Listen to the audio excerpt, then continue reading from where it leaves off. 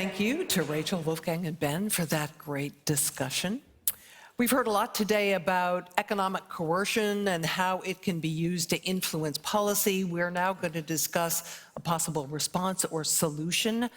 Joining me, a man who at this point I do not have to introduce to you, Fogh Rasmussen, who is, of course, the head of the Alliance of Democracies Foundation. We also have joining us from Chicago, Ivo Daalder, who's the president of the Chicago Council on Global Affairs. Great to have you with us virtually. Wonderful to be here. Thank you.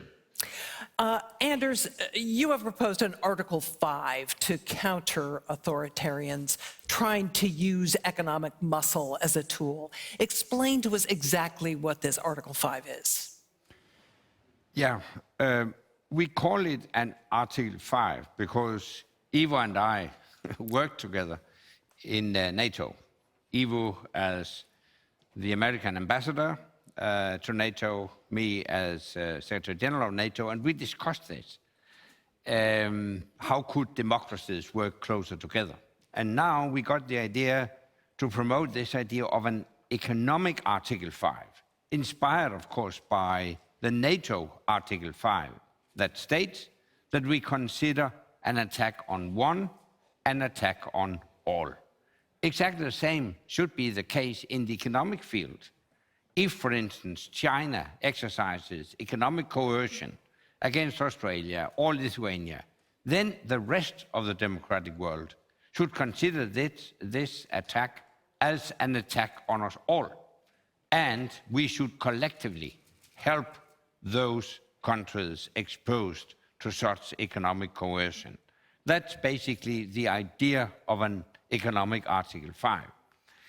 Let me add to this, we do hope that the mere existence of the idea of helping each other will serve as a deterrent that actually will do that we will never ever use this mechanism because China, Moscow, other autocrats will know that they will lose a fight against this formidable force that the world's democracies represent.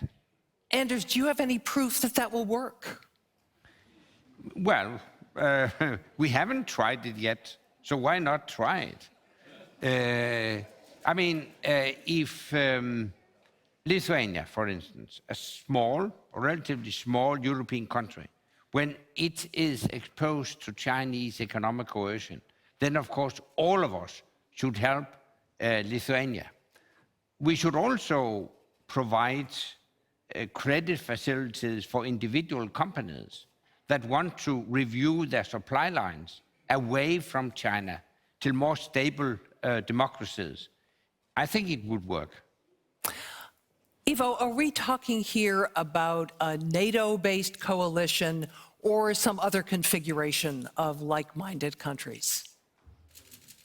Well, we do need a coalition because it is, in fact, that coalition that will give real power and strength to the economic Article 5.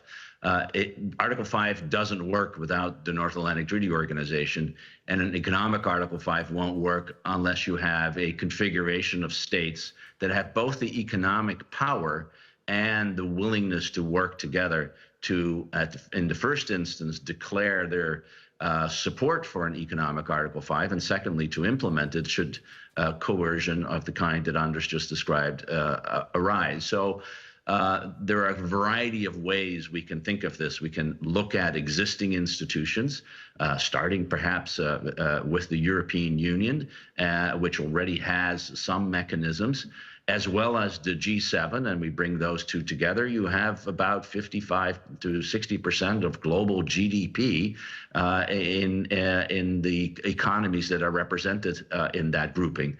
You could expand it over time to include other strong democracies in Asia, for example, bringing in South Korea and Australia. And one of the reasons we're having this meeting here, at some point, hopefully have an alliance of democracies that brings in even more countries. but it is the overwhelming economic might that exists by bringing together the large advanced industrial democracies of North America, Europe, and Asia that really would be the core foundation of being able to implement this kind of Article 5. But you still would have 40 to 45% of the world's economic might not part of this. So could that 45% undermine what you're trying to do with the 55%? So let's look at the case of Russia and the sanctions that have been implemented by all of the major democracies in North America, Europe, and Asia. It is, in effect, decoupling the Russian economy from the global economy, and yet China and a series of other countries are not yet willing to follow suit. But they haven't fully undermined those sanctions, number one. And number two, if the major democracies were making it clear that fence-sitting has a cost, that not coming to the assistance of a victim of economic coercion will have implications for how business, government, and economic relations are being executed by the large group of democracies with regard to those countries, then over time you're giving a positive incentive for those countries to align, or at least not to undermine the implementation of an Article 5. The reality is the major democracies are 60% of world GDP. China and Russia together are less now than 20% of GDP. It's that reality that will prove attractive for countries like Brazil, South Africa, India, others, to say, we really don't want to be on the losing side of this competition. We want to be with the winners. Anders, how would you determine what was normal trade friction and what was really coercive behavior, and who would make that determination? Yeah, but that's a very relevant question. And you will be able to ask a lot of relevant technical questions. But this will work exactly the same way as we do in NATO. If a country raises the issue of economic coercion, that is, try to invoke, so to speak, this Article 5, then the circle of democracies will discuss it. And if there is agreement that this constitutes an economic war, then they will discuss how to respond. You cannot determine in advance how you will respond. Actually, it's a strength of deterrence to keep your adversary in uncertainty about how and when you will act. So, of course, it is a bit more difficult to describe or to define the threshold when it comes to economic coercion than it is when you are speaking about a military attack or a cyber attack. That's more visible. But still, it is possible. And as I said, I think the mere existence of this mechanism will actually be a very strong deterrence. Ivo, what would the punishment be for an offending country? Would it be, reporting them to the World Trade Organization? Would it be counter-sanctions? What would it be? Well, first of all, I think it's really important to stress the point that Anders has made, that we are not looking for economic warfare or indeed for any economic disruption of economic relations. We're looking to prevent that disruption of relationships. NATO has been in existence for well over 70 years, and it has only invoked Article 5 once in the case of the 9/11 attacks on the United States. And for the rest of the time, it has been able to deter a direct military attack on NATO territory. And our hope is that a greater degree of cooperation among democracies with the explicit statement that there will be a response will act as a deterrent. But if there is an agreement, as Anders mentioned, among these countries that there has been an economic attack, economic coercion, then the first instance is to help the victim, Just as in NATO, the first thing you do is to help to defend the country under attack. And you can do that in a whole variety of different ways with credits, with opening up different supply chains. In fact, kind of things that are already happening with regard to Lithuania. The Taiwanese have been much more helpful in helping the Lithuanian economy. And indeed, one would expect the Europeans and others to do the same in the similar circumstances. And in the end, there may be some punishment. And that punishment, there's a whole host of options. Just look at what happened to Russia in the last 3 months, and you can pick and choose among these as there is an agreement among the democracies. And it's the knowledge that there is that punishment, number one, and number two, that the democratic countries are willing and able to help the victim, that should make it much less attractive to use economic coercion as a means of statecraft. And that's what we're about. We want smooth economic relations and good economic cooperation across the globe. And the way to make sure that it happens is to make clear that if somebody is disrupting it, there's real costs and there's also very little benefit. But if deterrence didn't work and you actually ended up having to impose some kind of punishment, we've seen in Ukraine, in the military context, already concerns that the coalition may not hold together. So in an economic context, would it also be hard to hold a coalition together, Anders, particularly if there were countries who said, aha, I could actually benefit economically from this situation? Of course, there's always potentially that conflict, because when you're speaking about economics, we are also, in a way, competitors. But I think the positive news is to see the unprecedented unity in imposing sanctions on Russia. We've never seen such an action before, and actually we succeeded. The question, of course, is for how long? Are we consistent? Are we resilient? It remains to be seen. And you may very well ask all those critical questions. But based on the current experience, I think awareness has risen across the democratic world that we cannot take freedom and democracy for granted. We have to fight for it. So based on this new experience, based on Putin's aggressive behavior, based on increased Chinese assertiveness, I think people living in democracies are much more aware now that we have to go an extra mile. So I think it is possible to keep unity within the democratic camp. Ivo, did you want to chime in? You look like you're about to. Let me just add and build on that, because I think something fundamental has changed on the 24th of February, and in terms of how to think about economic relations.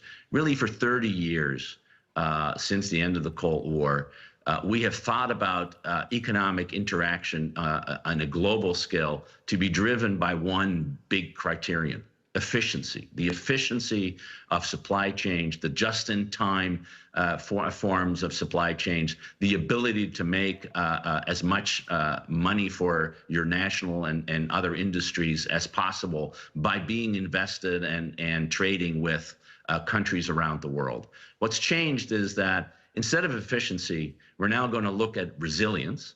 And your previous panel of Wolfgang and Ben talked about the importance of resilience of supply chains, something that COVID also underscored, that there are other factors that you need to take into account in thinking about economic relationships. And secondly, that strategic or security considerations are at least as important, or if not more important, than economic relations. We're seeing this happening in Europe when it comes to the issue of energy. The most efficient and quickest way is to just buy Russian gas. But we have decided for strategic reasons that that is a vulnerability for Europe that is no longer acceptable. And no matter what happens with the war in Ukraine, my view is that that fundamental decision no longer to rely on cheap Russian fossil fuels has been taken.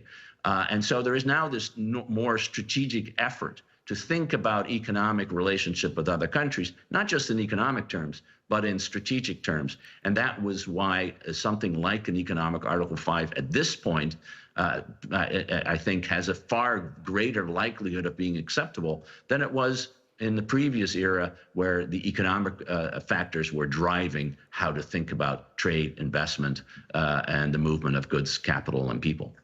Do you think, Ivo, that there are some countries who may be reluctant to participate in such a coalition because they're afraid of becoming targets themselves? Yes, there are, and that's the nature of alliance politics. It is trying to convince everyone who is part of this grouping, just as we are trying to convince in NATO, that there is a fundamental value in you coming to help another country if it is attacked, because one day you may be attacked and you would want those countries to be on your side. And that's the reason why NATO has worked. The fundamental understanding among the 30 members, hopefully soon 32 members with Finland and Sweden joining, is that they are best off to help everybody who might be under threat or under attack, because one day they want everyone to be on their side. And that same dynamic now needs to be inculcated in among the democracies when it comes to economic coercion. The very fact that economic coercion against one may not succeed gives you an incentive to participate in making sure it doesn't succeed. So if it were to happen to you, others will be there on your side. If I might build a bit on that, let's take India as an example. India tries to strike a delicate balance right now between Russia and the democracies.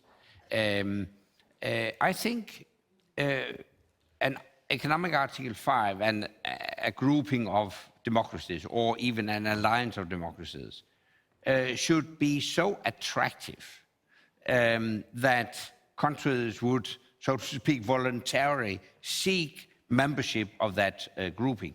For instance, we should give each other preferential economic treatment. We should conclude free trade agreements among democracies. We should invest in each other's countries. We should facilitate a review, a change of supply lines. We should make it easier among democracies to exchange new technology, etc., etc. So it would be so attractive to become a member of this grouping of democracies that alone for that reason, it will grow. Anders, let me follow up with a question that comes in from the audience. Would an economic Article 5 work only in favor of like-minded countries and push countries in Africa, for example, further away and potentially tie them more closely to Russia or China? I think that alludes exactly to what I just said, that for many African countries, many developing countries across the world, it would be so attractive to become a member of this grouping of democracies that we won't push them away. On the contrary, we will attract them. I think we are approaching a new world order with an autocratic camp led by China and a democratic camp led by the United States. And I think all countries will have to choose whether they will engage with the autocrats or with the democrats. And we should make it so attractive to become a member of the democratic grouping that most countries in the world would like to belong to that camp.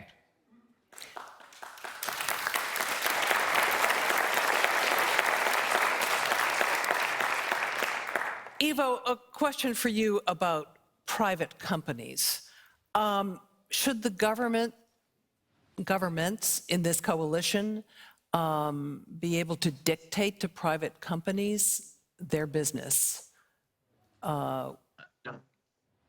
Yeah, it's a very important question, and unlike the autocrats that I think we're trying to deter from using instruments of economic coercion, democratic countries believe in capitalism, believe that having private enterprise is what drives prosperity and the economic ability of democracies to thrive. And so the question of dictating where countries can and cannot invest is something that shouldn't be on the table. But you can shape the environment in ways that make the private decision on whether to continue to engage economically in a country is worthwhile. And we're seeing that exactly in the case of Russia. There are no sanctions that says thou shalt not do business in Russia, but there are sanctions that make business in Russia very difficult. In part because of the Russian economy itself is suffering. And there are certain things that governments can prohibit. We have used export controls for decades, and we are now using export controls with regard to Russia as a truly coercive means to undermine the Russian capacity for conducting war. Not necessarily today, but certainly by tomorrow. That is the case. And companies have long accepted that they are operating within a set of rules and a set of laws that they will have to take account of. So no direct dictating of where and how one can invest, except in truly exceptional circumstances. You could have an economic embargo that the U.S., for example, and other countries had with regard to South Africa that would constrict how much private companies can do. But that's not the purpose here. The purpose is to create the positive incentives for companies just as countries to collaborate, to look at their supply chains, their investment opportunities in the like-minded democratic countries, because they're far more resilient. They're more likely to thrive over the longer term, even if the cost from switching from, say, an investment in China to an investment in Germany is initially high. Over time, we would hope that that the cooperation among these countries will lead companies to make economic decisions that favor working together rather than tearing ourselves apart. And if a private company was itself targeted by a foreign power, would this coalition respond to that? This Article 5 coalition? It could very well, by helping that company overcome the coercion that is inflicted. So it would be more likely that countries, and Anders mentioned credit lines and other ways in order to help companies cope with the coercion that is taking place. That's more likely than a direct countering against the coercer directly, but through assistance and help, both of countries and companies. You are trying to undermine the effectiveness of economic coercion and thereby deter and prevent it from happening in the first place. Anders, we have a question from the audience. What role can an individual consumer play in countering authoritarian economic coercion? Yeah, that's a very important question. We have seen how consumers are able to direct the production of companies. So I would encourage consumers to look closer into which companies do still engage with autocrats. I fully agree with you, Eva, that in democracies we cannot dictate where companies invest or with whom they trade. But what we can do is, as consumers, we can exercise our power as consumers. And if a company continues to indirectly finance Putin's war by engaging in Russia, I think we should stop purchasing products from companies still operating in Russia.